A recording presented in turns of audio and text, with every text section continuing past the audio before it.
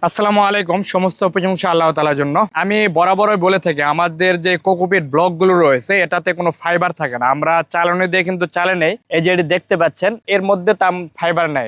এটা শুধুমাত্র কোকোপিটই থাকে এখানে। আমরা কিন্তু ফাইবারটাকে অন্য কাজে লাগাই। এটা কোকো ফাইবার মালচিং এর কাজে ব্যবহার হয়, গাছের গোড়ায় দিয়ে থাকে, আগাছা জন্মে না। তো ফাইবারকে আমরা আলাদা কাজে লাগাই এবং এই গুঁড়াকে আপনাদের গাছের গোড়ায় দিতে পারেন। গাছের গোড়ায় দিলে এটা মাটির পরিবর্তে ব্যবহার হয়, প্লাস জৈব সারে পরিণত হয় এটা আস্তে আস্তে।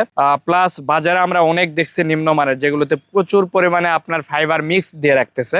আপনার প্রয়োজনীয় ছাদ বাগানের পণ্য অর্ডার করতে আমাদের ওয়েবসাইট ভিজিট করুন। আসলে ফাইবার প্লাস কোকোপিট মিক্স দিয়ে রাখলে এটা তেমন একটা কাজে লাগে না সেখানে, আর এটা মাটির সাথেও ঠিক মতো মিক্সার হতে চায় না। তো এই জন্য আমরা ব্লকগুলো রাখছি একদমই ফাইবার মুক্ত, শুধুমাত্র কোকো ডাস্ট এর মধ্যে পাবেন, ফাইবার পাবেন না। এটাতে আমাদের চালনি করার পর শুকানো হয়, শুকানোর পরে এটা আমরা ব্লক তৈরি করি, দেন তারপর আপনারা এটা ব্লক আকারে অর্ডার করলে ব্লক হিসাবে পেয়ে যাবেন। আর যদি আপনারা গুঁড়া নেন সেটাও নিতে পারবেন, ওটা কোকো ডাস্ট হিসাবে দেখবেন আমাদের ওয়েবসাইটে রয়েছে আলাদাভাবে, ওখানে আপনারা অর্ডার দিতে পারেন। অথবা স্ক্রিনে দেওয়া যে নাম্বার রয়েছে এই নাম্বারে ফোন করেও আপনি কিন্তু অর্ডার দিতে পারবেন। আজকে এই পর্যন্ত, সবাই ভালো থাকবেন, সুস্থ থাকবেন, আল্লাহ হাফেজ।